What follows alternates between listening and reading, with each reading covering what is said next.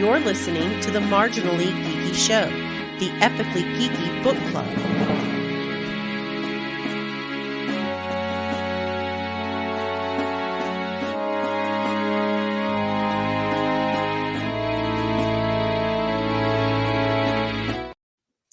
Greetings and welcome to the Marginally Geeky Show. I'm your host for the evening, Eugene Stevens. Tonight I'm joined by Ray and Shaun. How are you gentlemen doing? I'm awake. We did not do an episode in December like we were talking about, where we were going to talk about all of the other books that we've read. It didn't happen. Like, stuff happens. It's the holidays. Everyone's busy. So It's life. Exactly. It's life. So who knows? We may still try to work one in. We'll see. But I mean, I've got some big news going on in my life right now, and it's going to be hard.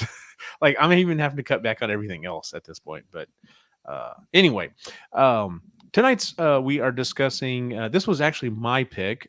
We actually kind of finagled the order around a little bit if you needed to. And Shaun and I actually teamed up because we're doing a 2-part series of books. So I took the first one, and it is Daemon by Daniel Suarez. Spelled Daemon. Spelled Daemon, but pronounced Demon. Yeah. Anyway, so since it was my pick, I'll go ahead and say why I picked the book. Somehow or another, we were having a discussion about different books that we've read that we've really liked. And when I brought up this book, Shaun was like, "Oh yeah, I love that." And we got to talking. We've read a lot of his books. He's a fantastic author. It's funny, when I was looking for the cover art or the thumbnail for the YouTube version of this, I found a version of the book cover that specifically says, I want to say it was in New York Times or something, and they said clearly the next Michael Crichton. And I totally agree, because this is very Crichton-esque in that let's take a scientific concept or some kind of a technology idea, and let's take it to the nth degree. Let's flesh it out. And that's what all of his books are taking different ideas with technology. Now, since he's been writing most of this stuff within the last 10 or 12 years, it's very, very modern. It's very, very of the day. And he's only written two-part books, this one and one other one. And it's funny because the other one he's just released. He released the first part of it, and the way it ended was okay. And I thought, well, this is maybe one of my lesser favorites of the book series. And then I found out, oh no, it was just the first part. He had actually written a sequel to it, because, like I said, he's only ever written one other sequel. And then when I read the sequel, I was like, oh no, this series is fantastic. Like, it needed the second book to fully wrap up everything that was going on in the first one. And that being said, this book series is that way. We do have somewhat of an ending in this book, but to be completely honest with you, unless you read the other book, Freedom TM, as in trademarked, you don't get the complete story. And this is one of the first books that I read through Audible. Like, I remember I bought this way, way, way back, and because I heard about it on a podcast, and everyone just kept going on and on and on about it.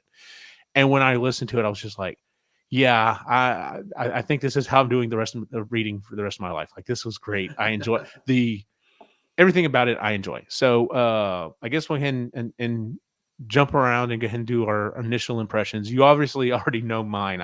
I love this book. Ray's the one who hadn't read it yet. So I'm gonna go ahead and throw it to you real quick, Shaun, and then we'll get Ray's reaction.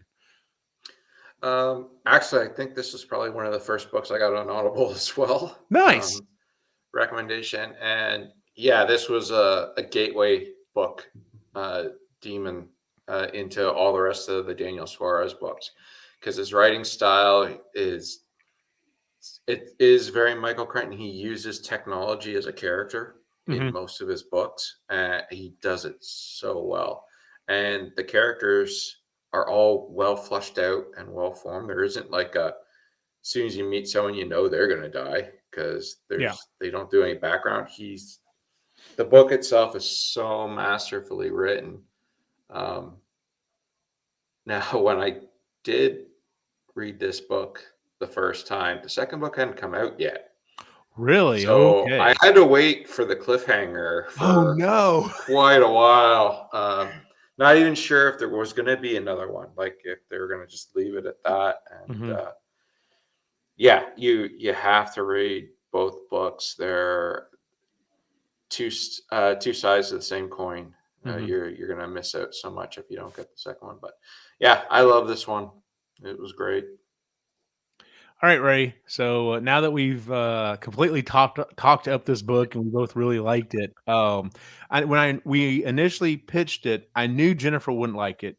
There are things in the second book she concepts in the second book she would absolutely love, but I don't ever see her reading both of these books. Chris was Same. a question, and I was like, maybe she can get back past some of the more gory stuff, and you started reading it, and Yeah.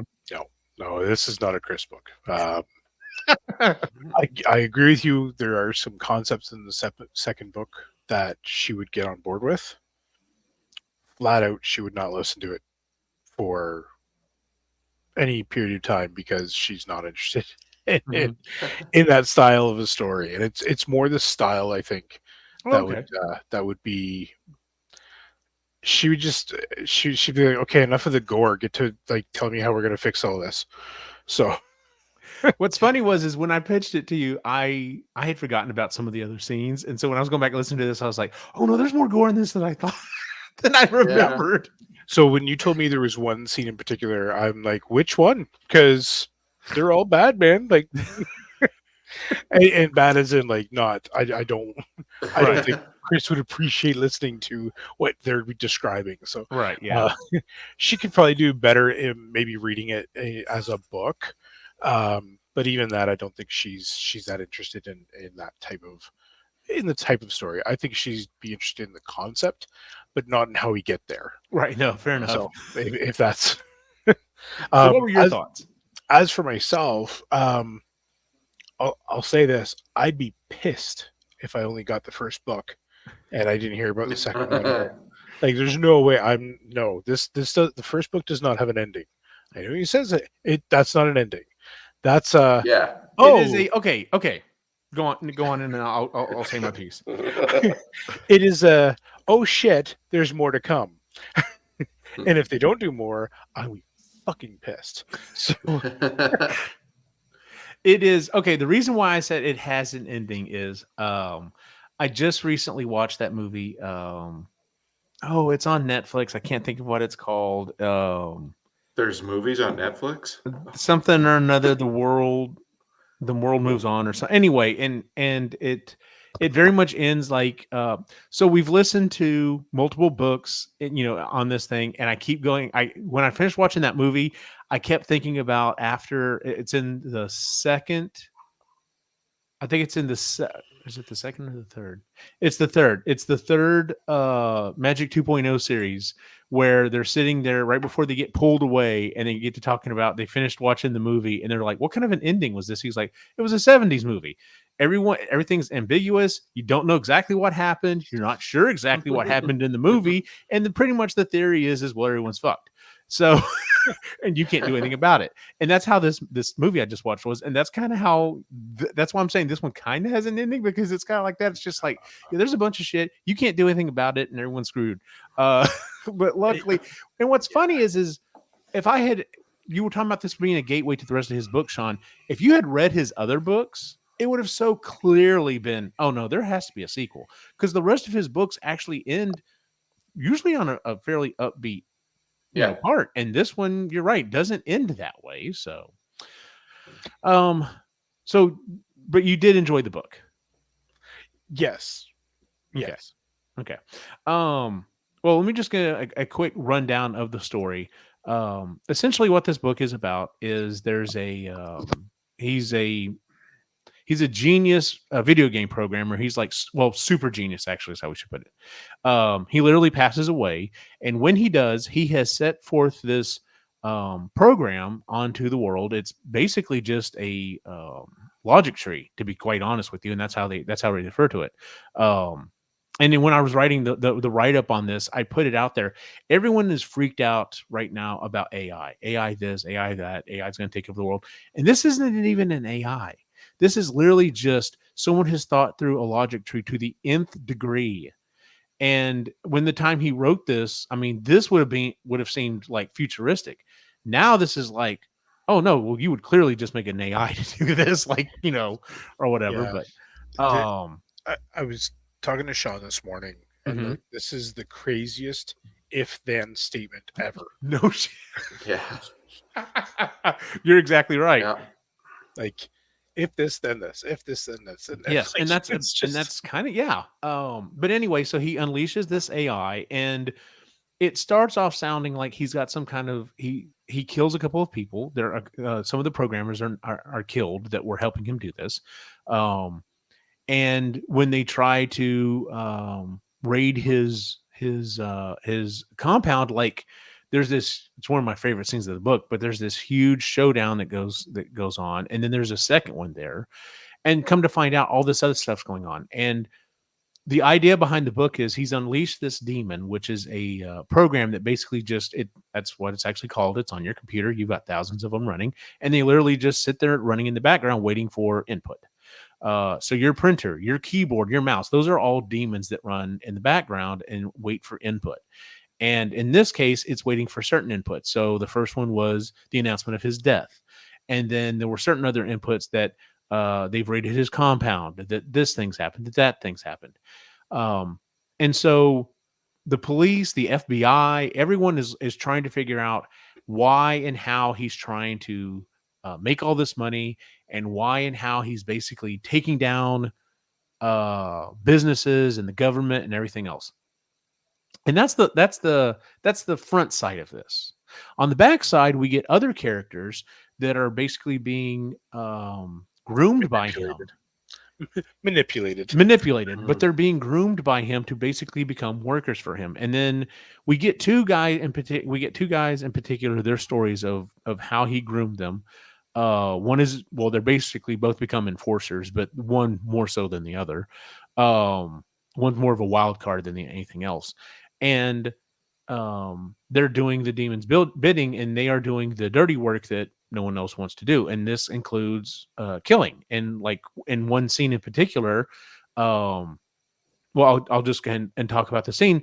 There are multiple people who work for the demon. They all look like just normal people. They've all got these headsets on, and it's telling them when to meet up and everything. And they are slowly building this.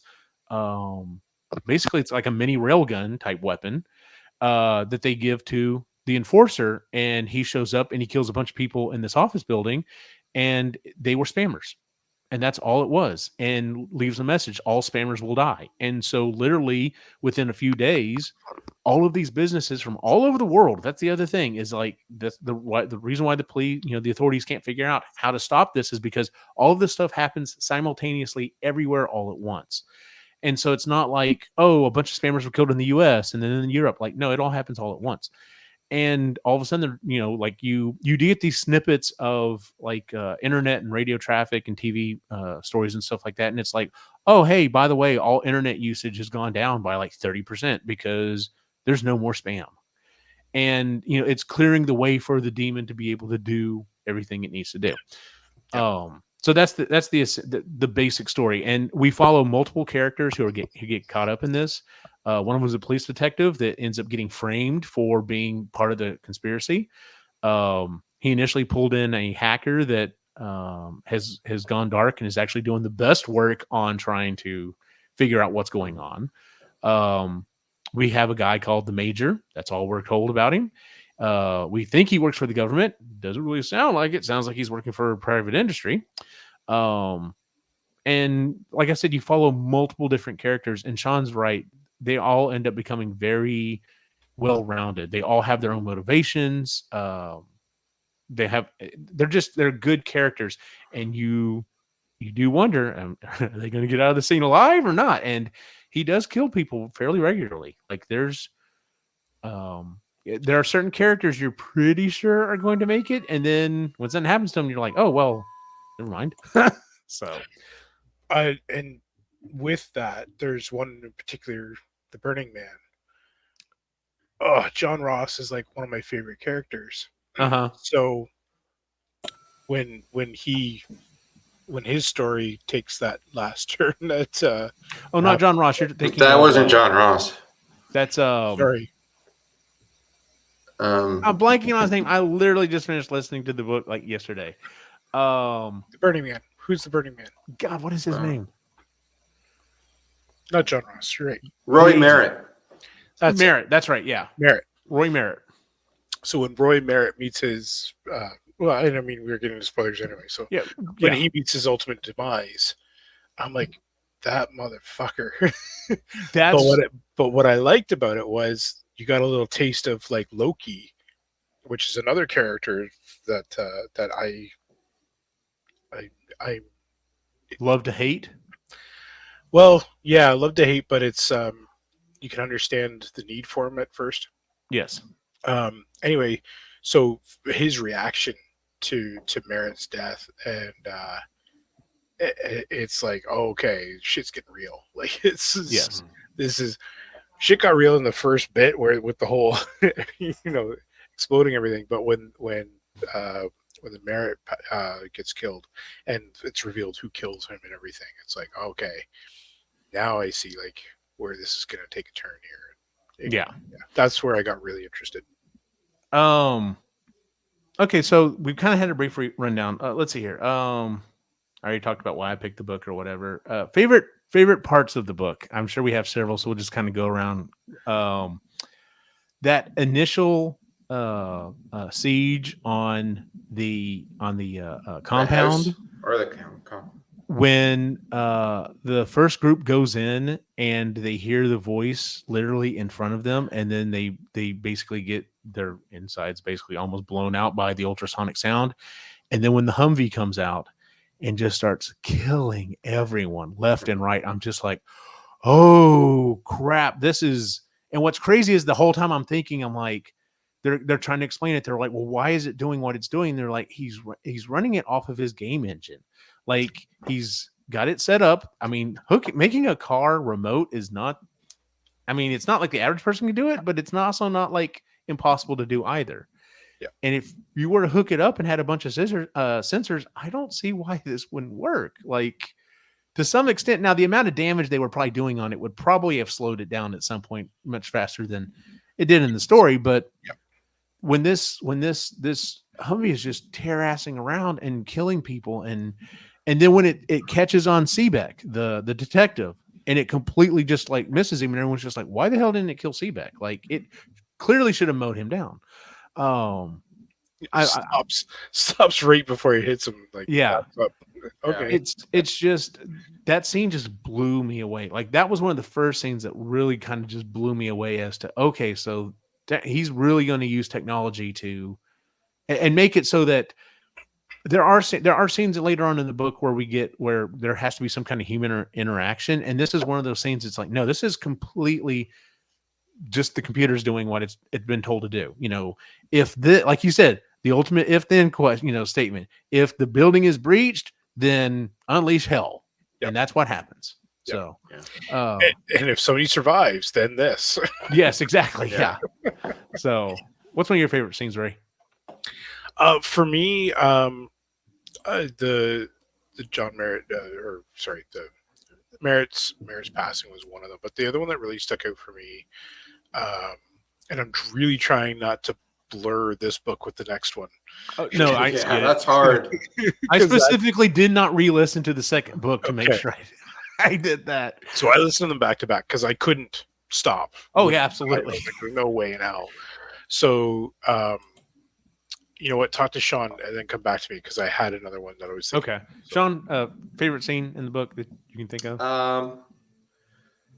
That opening scene, and anytime the vehicles were going, like, because they were so well thought, like even he wrote in how they were created, like people just coming in from nowhere and then they're like, oh, I guess you needed this part. They have no idea what the parts are needed for, and then they started putting out the automats, the cars, automates, yeah, and it was just, even taking the time to do the conversations with those like mechanics, or like, what are we building here? And then when they see the plans for the Razorbacks. Razorbacks, and that's when they're like, holy crap, what are we building? Mm-hmm. But I think the scenes are so well written, and like I like everything. Like that was a really good one, but even when Seebeck's talking to himself, like the inner monologue, trying to figure out what's going on and all that, it's just I could see that, I could picture it, and Mm-hmm. it was really well done. Yeah, that scene where they're building them, they first get the plans for that Razorback, and that's when they start having questions. They're like, "Well, we up to this point we could have pretended, well, maybe the cars that we're building are being used to transport people. Maybe they're not killing Yeah. machines." And they're like, "No, this is clearly a killing machine." And they start having doubt, and then the one guy is just very factual. He's like, "Listen, guys, if we don't build this thing, it's going to kill us. So how about we have all these people that it's going to kill plus 3, or we make the things and it kills all these people. So by process of elimination, we're doing the right thing by building these things." And I'm just like, yeah, I totally see someone being like, "Oh no, I'm not going against the demon now. Like, screw that." But yes, you're right. One of the other things I love about this book is he does explain things very well, but I never feel like I'm talked down to. I No. never once felt. He's just very matter of fact. This is what a demon is, and this is what it does. Oh, this is a denial of service attack. This is how this is carried out, and this is why it.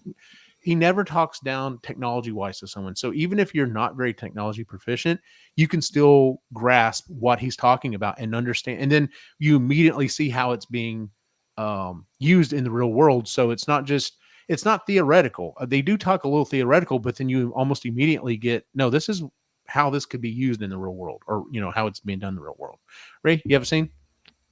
I'm just trying to think back again. I was going through my notes here that I kind of got, and there, I think there's just so many that it's Fair hard enough. to pick. Because I enjoyed Seebeck and John Ross. Like I enjoyed the interaction between those two. I enjoyed John Ross's character as well. John Ross was amazing character. Like, what a great character to have. Oh yeah, because you get so many twists. First, he just seems like, oh, he's just this. He's a modern computer guy. Like, yeah, he doesn't have a stationary home. This is how I live.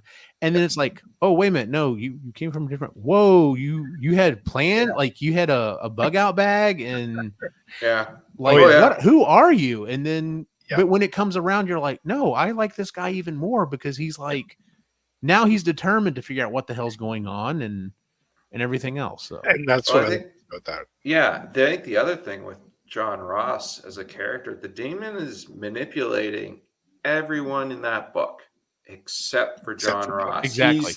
He's the wild card. Yep. The one thing that he didn't count on. Mm-hmm. No, and I love the way it played out with that.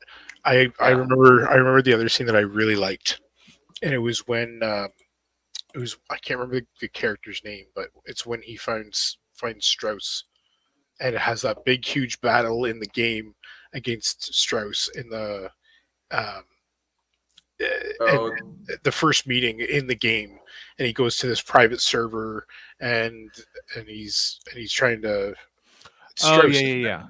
It's the German that he beats the game. It's actually the Daemon or Demon. Yeah, well, it's an A or it's a Y out the D. Yeah, so I really liked how all of a sudden, like, all the whole game stops essentially, and he goes down this tunnel, and there's Strauss spoken, and all right, if you think you're the real shit, come to this area, and like leaves. Yeah. And then he's got to go find the real area in Texas, of all places. Apparently, the author is from South Texas. So okay, that makes sense. No, the explanation or because he explains some things, and anytime he talks about Texas, he's spot on. Like it's like, okay, you either did a lot of research or you grew up around there. Yeah. So I like that scene, and then like the whole car sinking in the mud, and he's like, well, I've gone this far, let's keep going. So that scene where he meets Strauss in the real world, essentially. Yeah.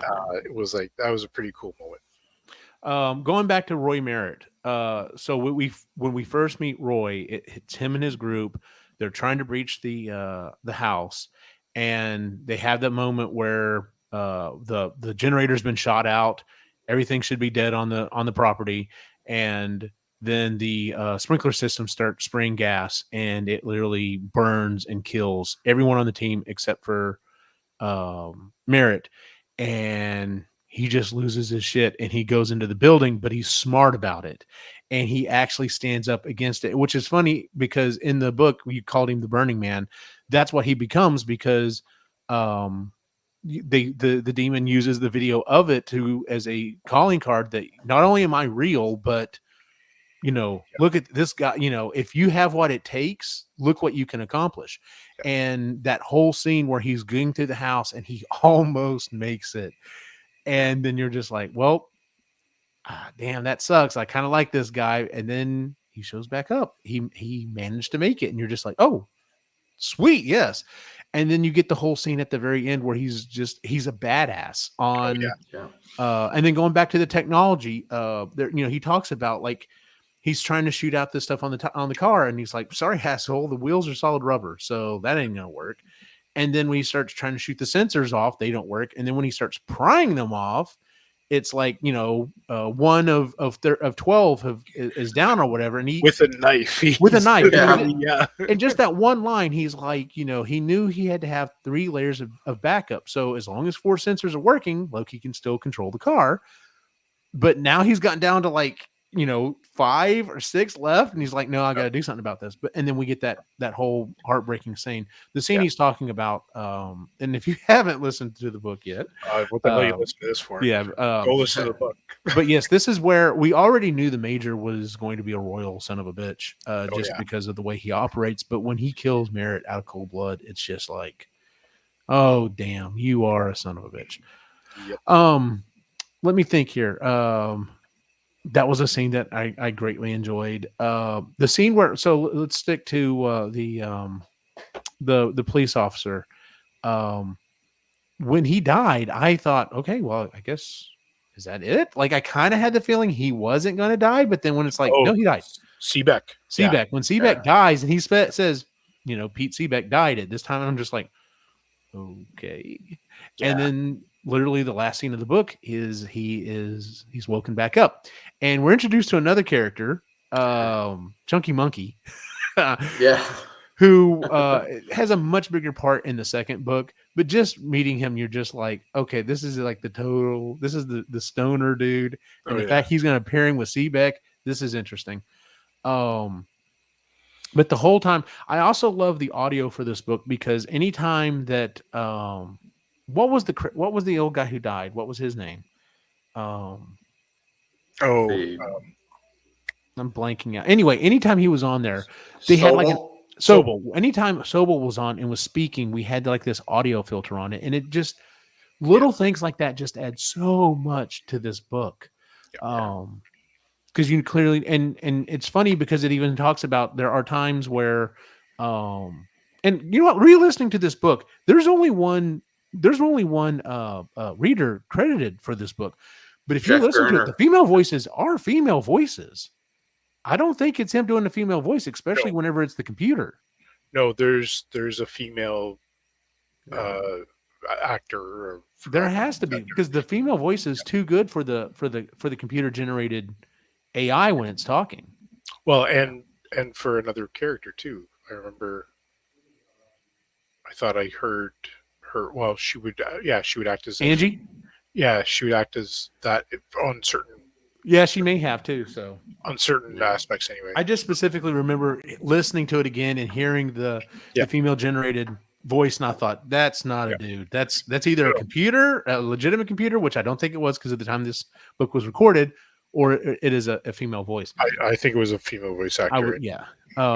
They didn't get credit because it's fantastic. It is integral to the book story, because anytime you hear it, and I love all of the interactions when people first don't get it, they don't understand what's going on, so they'll hang up or they'll do whatever. the guy in the prison. Oh yeah, I love him as a character as well. I don't think we get too much more of him in the second Mosley. book.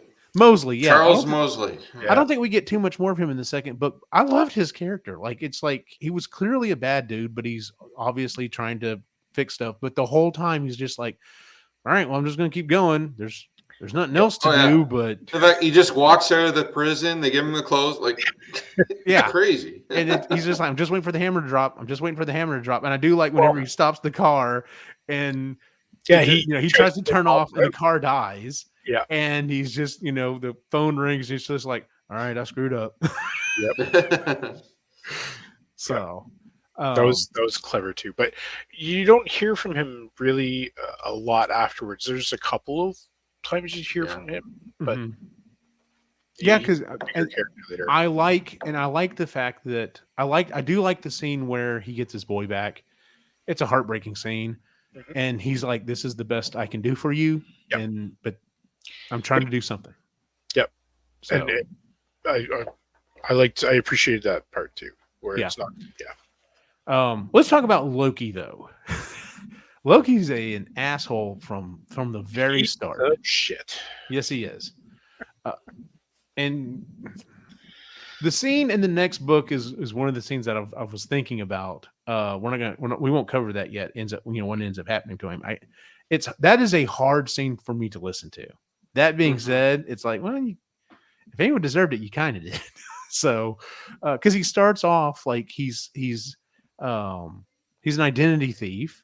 He's selling stuff, he's selling drugs and shit. He's getting young girls to do stuff on video that they, clearly shouldn't be doing.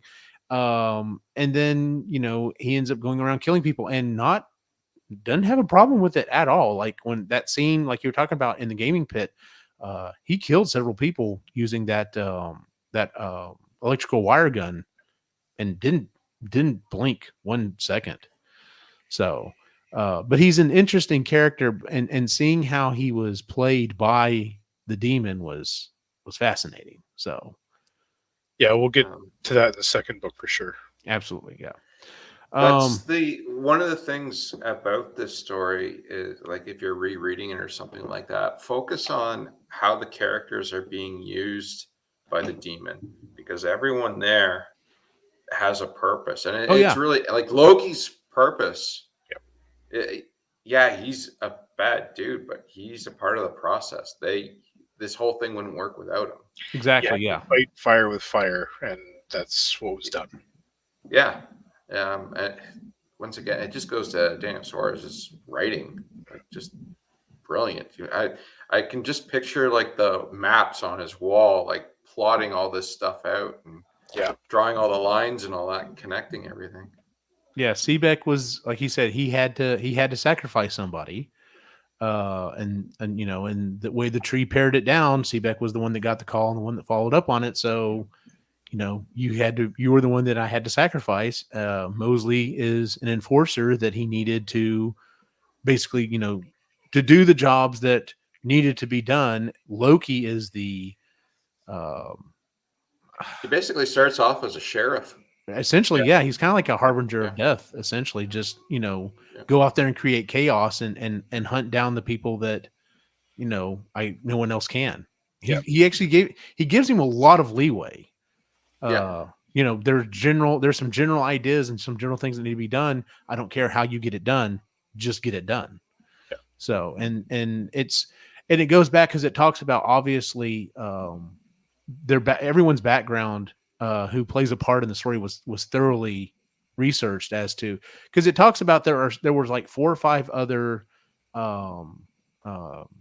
detectives that could have gotten the case, and I guarantee there would have been, and they do say that every single one of them had like offshore accounts show up or whatever, but like that was just like the underpinning stuff. I'm sure the background stuff that he would have needed to basically build them up and then destroy them, to make them sacrifice, was probably all sitting there. And because the logic tree didn't go that way, oh well, whatever. So who cares? But pretty much. Was there a least favorite scene in the book for you? I can't think of one. Like I said, I love this book from start to finish. I think the first time through, Mm-hmm. it pissed me off that they were doing what the demon says in order for the corporations to protect themselves, and they sacrificed Seebeck. Mm-hmm. Because at that point, it's Yeah. like Yeah. you're really sacrificing the only good guy, and Yeah. that NSA, I can't remember her name, she knew Matt. Yeah. She knew the truth, and it was crazy, and they still injected him.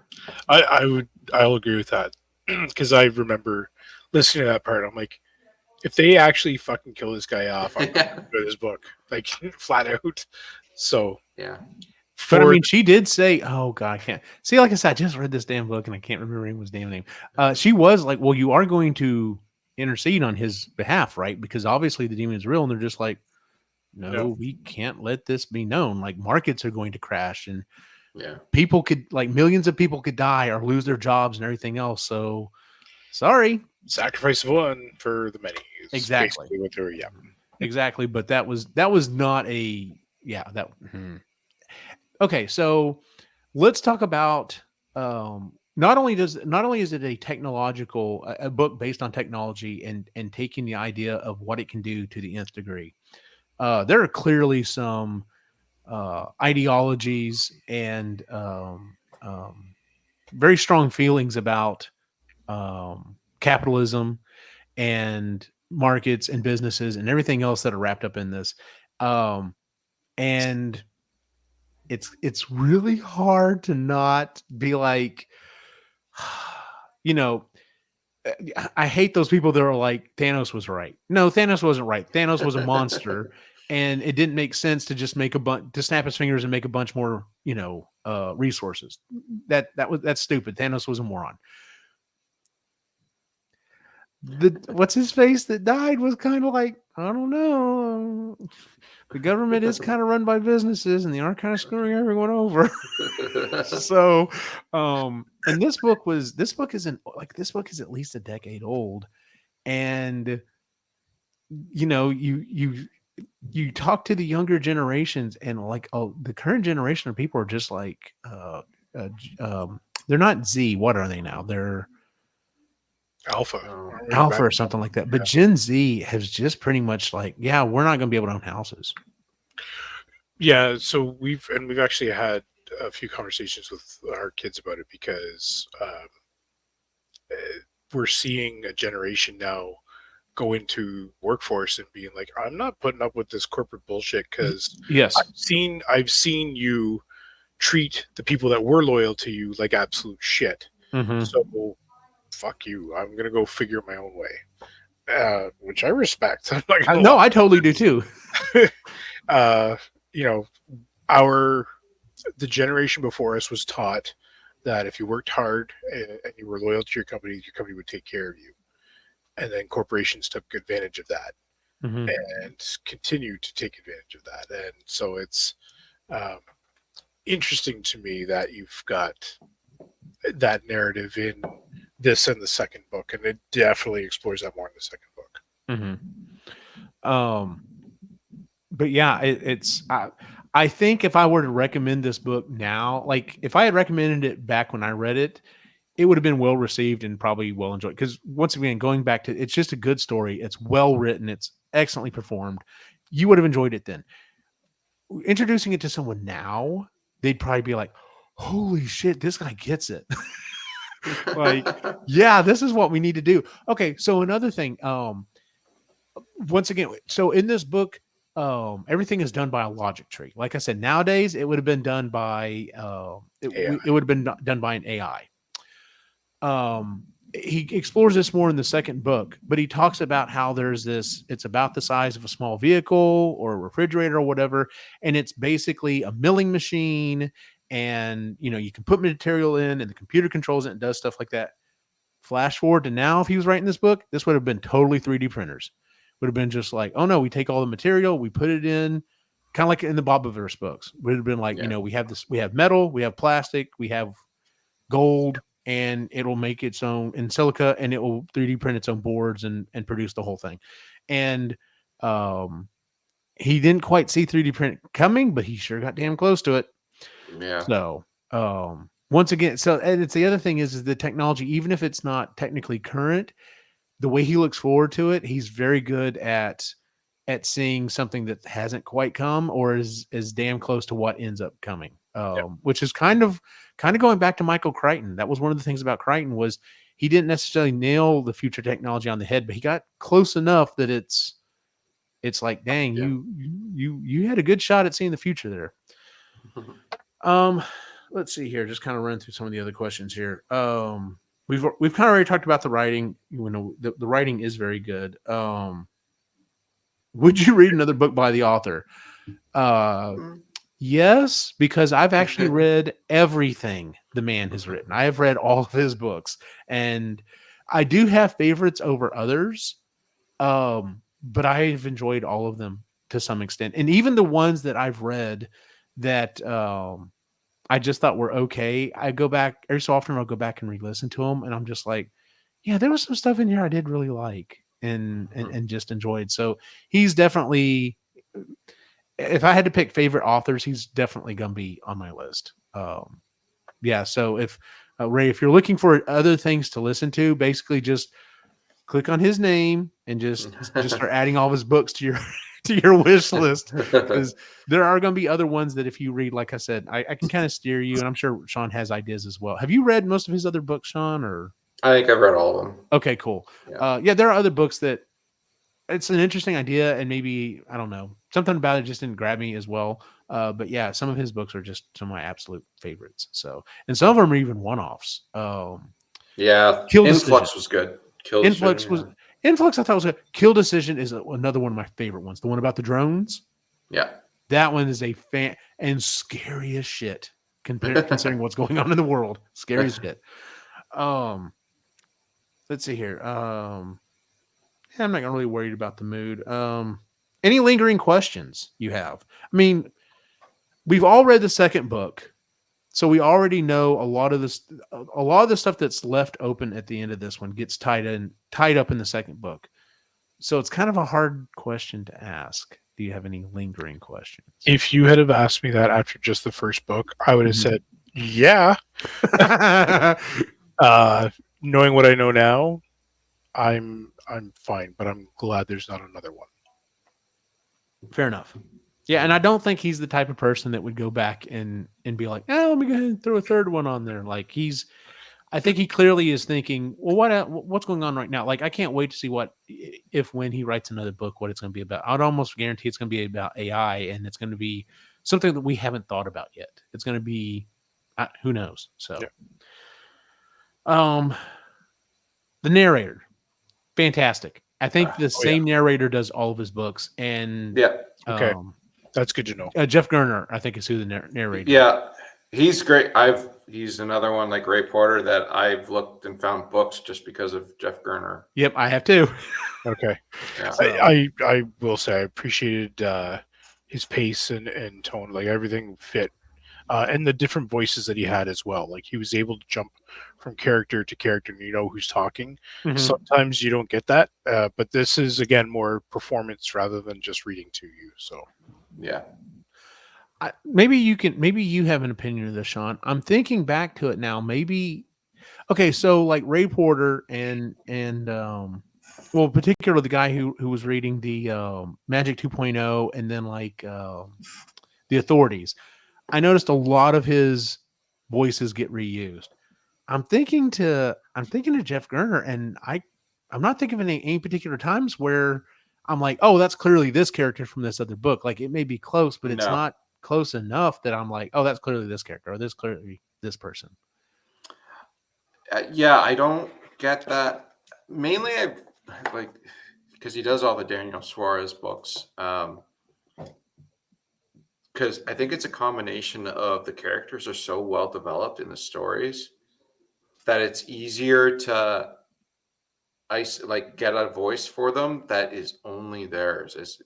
He's not voicing generic characters. Mm-hmm. He's voicing very fleshed out, which I think he gives them better inflections and stuff like that. And he's just so brilliant at it. Like you could listen to him and you're like, this isn't the same guy between voices. Like John Ross.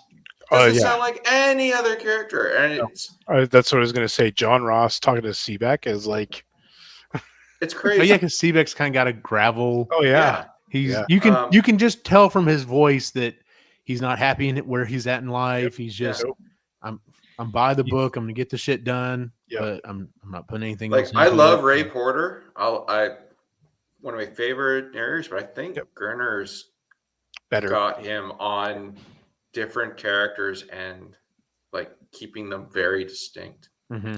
See, now I almost want to go back and reread some of his other books just so I can see test this hypothesis. But I was just thinking about it, and I was just like, because like I said, in particular the Magic 2.0 series and the Authorities books, there's very clearly a couple of characters I'm just like, oh, that's so and so in this book, and it's this character in this one. And like I said, I don't see that in here. So not consistent.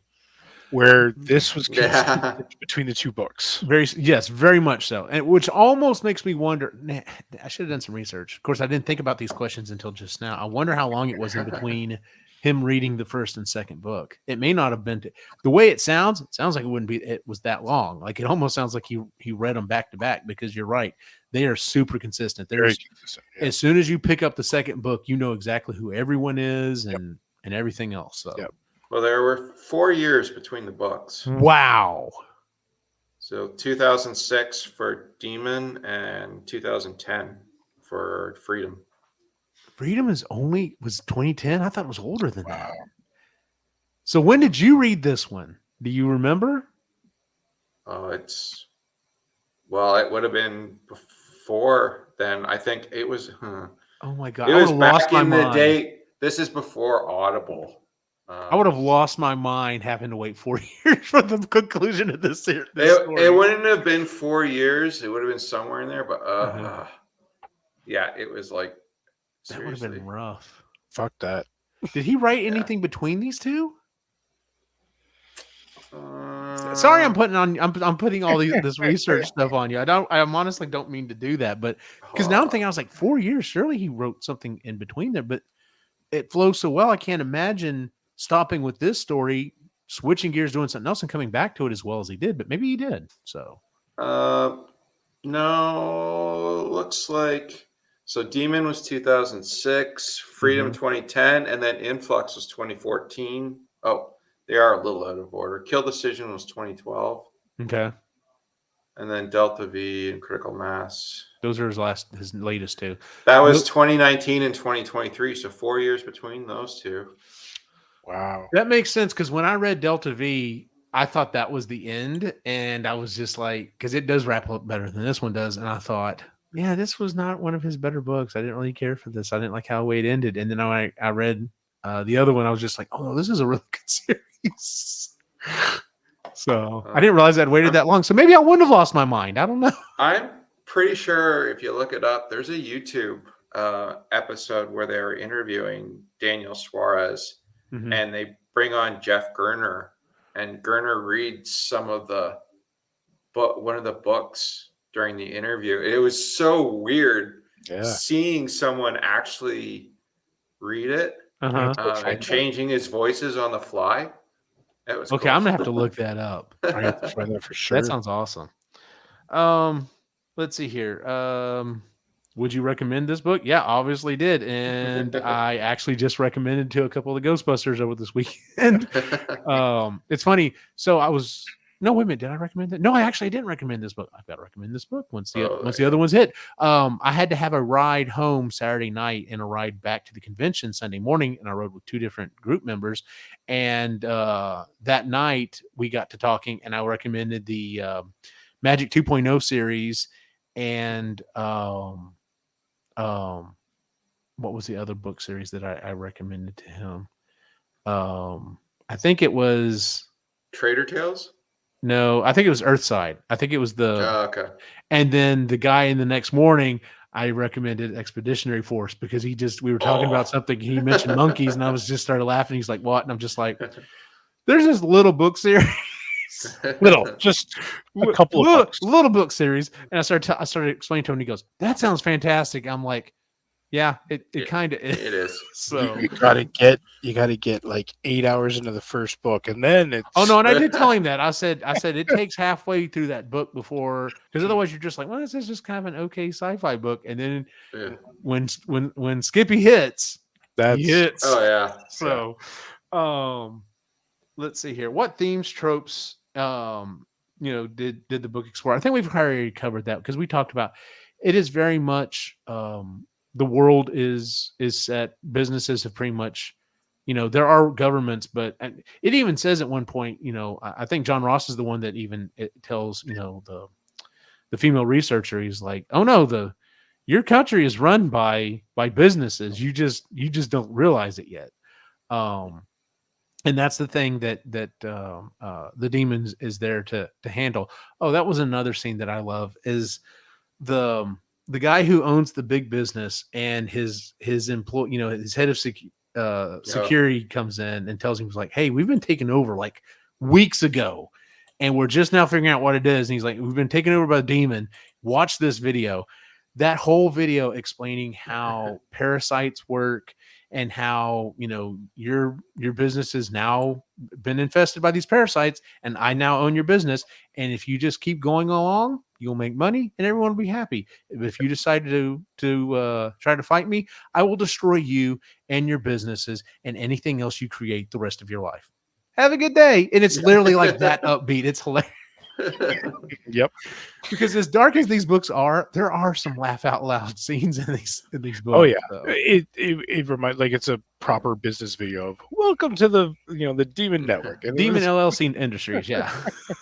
So you too are going to be fantastic as long as you do what we say. Exactly. Oh, it's so good. Yeah. Let's see. We already talked about the narrator. If you could, okay, here's a good question. If you could ask the author anything, what would it be? My question is when's your next book coming out? Yeah. So that would be what I would ask him. I would love to see and I have thought if we ever decide to try to go after some more authors, I'd like to see. I have a feeling it's just going to be you, Ray. But if we can get a couple more of his books under your belt, I would love to reach out to him, to Daniel Suarez, and see if we could get him on the show. I'd love to interview the man because I've been a huge fan since I started reading his stuff. Yeah. Yeah. So. Oh yeah. I'd be on board for that. Yeah. I'd be on board for that. Any questions you'd have for him? You can think of right offhand? Without knowing too much, I'd ask him how he is with Excel. That's hilarious.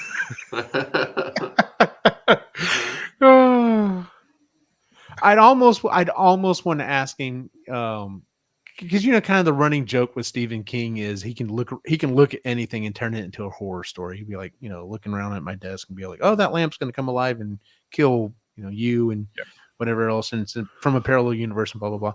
And I'd want to maybe kind of ask him also, just is there a certain type of technology that grabs your attention, or are you just kind of open to everything? Because I mean, he's talked about biometrics, he's talked about drones, he's obviously talked about computer programming.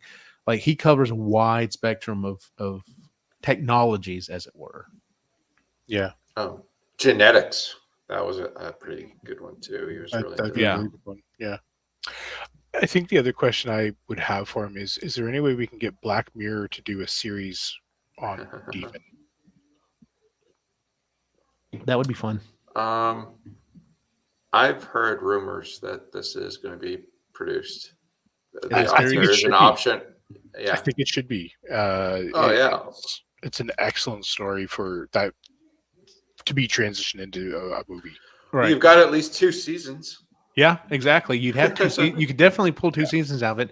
And this is one of those times where how they have to we have to do some modifications for a book to become a TV series.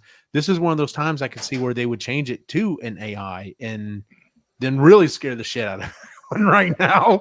I don't know if you left it as just a logic tree and you're just like, oh no, we're not even tapping on AI. This is just simple programming, essentially being able to do this. Now think about what AI can do. That might really scare the hell out of people. If you did shorter seasons of like 3 and 4 episodes, you could actually do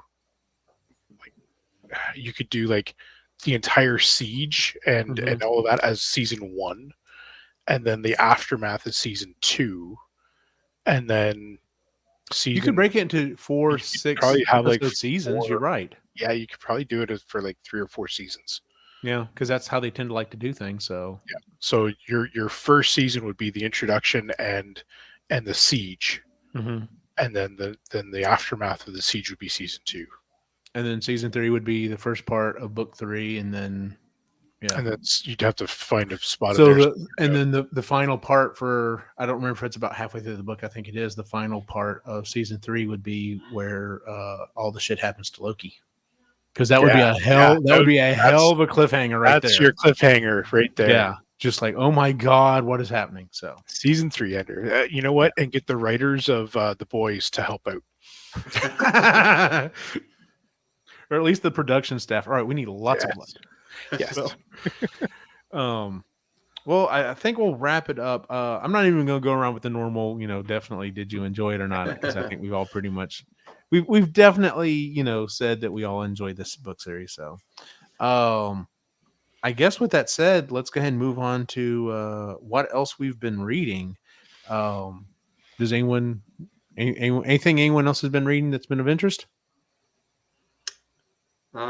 I read Huge by Brent Butt, Corner Gas fame. It was his first novel. It was kind of a comedy, thriller kind of thing. I enjoyed it. It was his first time out, so at least he wrote what he knew about comics and on the road kind of thing. So he drew from that, and then there's mobsters, and then the cool thing was he read it, so he narrated it himself, which was pretty cool. Then I just did Aftermath by Craig Allinson. That's book 17 in the Expeditionary Force. I don't want to go into it too much. Did you enjoy it? I was a little concerned at the beginning, just because of the time gap. I don't typically like that. But it did. An hour or two into it, it started picking up again. And when, the banter between Skippy and everyone was great. And it was like, all right, no, this is good. So I started. We had the conversation. The first 10 books are kind of the same thing. They kind of start getting very repetitive. They're kind of the same thing over and over again. And then something happens in the 10th book and it changes things. And that's how it flows until book 15. And I enjoyed it. I remember having the conversation. I wish we got about another 2 chapters, just kind of wrap things up. Because at that time I was, I think I'd read this as the final book. Well, we got another book. You're right. It's Aftermath. I cannot believe how easily I just slipped back into that world and how much I enjoyed it. And I have to say, the new challenges that they're being put up against, it makes it fresh and it makes it fun. And I'm ready to go for a bunch more books. See, and I thought this was the swan song. This was the final 2 chapters. They were like, he's just going to wrap things up because of that time jump. Right. And then when it didn't, I'm like, holy fuck, he's going, keep going. I've been so close to pulling the trigger on re-listening to the entire series from book 1. I've got so much. Too. I got so much in my queue that I'm trying to get through. So I'm like, oh, do I want to go through 6 months of this? So it's interesting you say that, because I can't remember where I left off. It's somewhere after the big switch where things changed.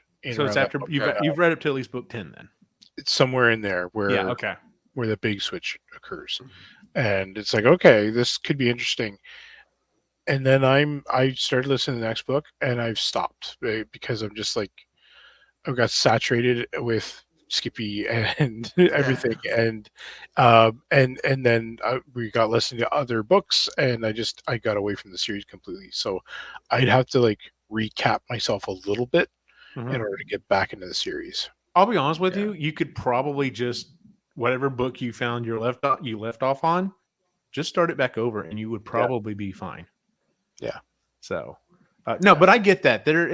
It's a lot of Skippy, and it's a lot of stuff kind of over and over again. So you probably do need to take a break from time to time because trying to go straight through would be rough. And that's what I was doing, and it was good, and I was enjoying it, but it was also eating a lot of credits, and no, fair enough. Okay. Yeah, I got a lot of those books on you were saying sale. for free. I did too. Yeah, free or for sale. So which made it. That's why it's a nice thing to keep them in your wish list because then you see when that kind of stuff pops up. But, actually, so we'll go for that in a second. Yeah, I just finished that one, and now I'm doing the Apollo Murders by Chris Hadfield, going back to Canada. Yep. And it's read by Ray Porter, which that was a pleasant surprise. Nice. So I'm only a couple chapters into it so far, but give this a go. A Murder in Space. It's supposed to be like the characters and all. It's all supposed to be based on true stories and like actual events and people. So I'm like, oh, okay, cool. So, cool. I also finished Aftermath, like I just said, and going off what you were just saying, Shaun. I was going through looking for, I've got a couple of credits stacked up, and I had a book in my wish list for the longest time called Snark. It's just talking about how people have started using snark type comedy. Well, I guess you could call it comedy. It's more like it's just kind of a cheap shot at trying to at humor or whatever. And the book's read by book's done by David Denby. And I was just kind of scrolling through the thing, and I was like, add to your library. Oh, hey, it's free now. So that's what I did. It was all right. I did read the Downloaded. That was a free one from Audible. That's the one that's done by Brendan Fraser. Brendan Fraser, and that was I enjoyed that. The other thing that I read was book one of a series of Darkness and Fire. I don't know if it's going to necessarily be your type of thing, Shaun. It is very much a Chris book. It is very sounds like it. much a Chris book. It is very much soft. I don't want to say softcore. It's the smut. Porn? It's the fantasy smut that she likes to read. Okay. And it is written by my sister-in-law. Oh, there you go. So, and I told her, when she first said she was getting one of her books published, I said, I will gladly read it when it comes out on Audible. And the first one has come out on Audible. So I'm like, cool. Then I'm gonna listen to it. I enjoyed it. Like I said, it's not my normal cup of tea. It did definitely go some places I didn't think it was necessarily going to go. Like I was like, oh, this is kind of standard of this type of book because I've read a couple of them because of Chris, and I was like, oh, that's a little different. You went a little different here. That's kind of interesting. But yes, I am definitely going to recommend it for Chris to read. So, Cool. And then of course we could always talk to. I know I can get the author for that one. So fair enough. Yeah, if nothing else, I'll just next time she's down here for Christmas or something, I'll just put a mic in front of her and be like, all right, let's go. So fair enough. We'll play board games afterwards. Yeah. But yeah, and then I haven't started it yet, but I've heard a lot of good things about this series called the Silver Ships series. It's a spacefaring series. That keeps popping up on my feed too. I've heard a ton about it on a couple of different podcasts. Apparently it's a fairly lengthy series, but it has high marks. So I'm like, oh, I may give that a shot here shortly. So, but anyway. All right. So on my holiday, I had one book that I was supposed to read. Okay. And while we were away, I got about 30 pages in, just because we didn't get the reading time that I thought I would on the holiday. So I'll speak about that one when I get more into it. Fair enough. Next month we are reading the sequel to this. It will be me, Ray, and Shaun once again. It's Freedom TM, as in trademark, also by Daniel Suarez. March, we're supposed to be reading Joseph's book. He still hasn't told us what that's going to be yet. No, I was just talking to him the other day, and we let him know, so he's going to try and pick a good one. So okay, good. Yeah. After that is April, and that is Jennifer's book, and it's Making It So by Patrick Stewart. I've already got that one under my belt, so I have more credits stacking up for that. And then May is supposed to be your book, Ray. Do you know what it's going to be yet? I or- haven't decided yet. It'll depend on a couple of things. So No rush. You got time. I've got time, and Yeah. I'm going to use it because I want to find a good one. Okay, cool. I Well, that wanna is make our. I want to make up for the Bardo. Thank you. That is our show for the Ugh. month, ladies and gentlemen. If you would please give us a 5-star rating on iTunes, Google, Stitcher, not Stitcher anymore, but wherever it is you listen to the show. You can find us on YouTube at Epically Geeky, where you can watch the video version of this. You can find us at epicallygeeky.com, where you can find all the shows that we do, including the Epically Geeky Show, Creatively Geeky, and Sustainably Geeky. Actually, the day that this drops, Jen has a new episode out. She interviews a gentleman in the U.S. Forestry Service, so that's kind of an interesting topic, and it's about I believe it's about purposely setting fires to try to keep our forest at bay and try to keep things cleared out. So anyway, so you can find all that stuff. You can also find us on social media at on Facebook and Instagram at Epically Geeky. Where can we find you online, right? I am the Reluctant Yeti on Instagram. That's pretty much it, because X or Twitter or whatever the fuck that is a cesspool. Yeah. And the what the hell is it called? The Threads is Threads? not really Oh, a thing. So, yeah, so just that's a stick with thing. that. Yeah. Yeah. And then I'm also on the college and university websites to warn them of another person. So Shaun, where can we find you online? Just doing innocent things like a good person. And you can find me on Instagram, your favorite broken toy, spelled the Canadian way. And if if you happen to be friends with me on Facebook, you can see all the lovely cat pictures. So I got enough of them. I know, right? And you can find my individual wacky adventure online at Optimus Chain on Facebook and Instagram. For everyone on the site, have a good night.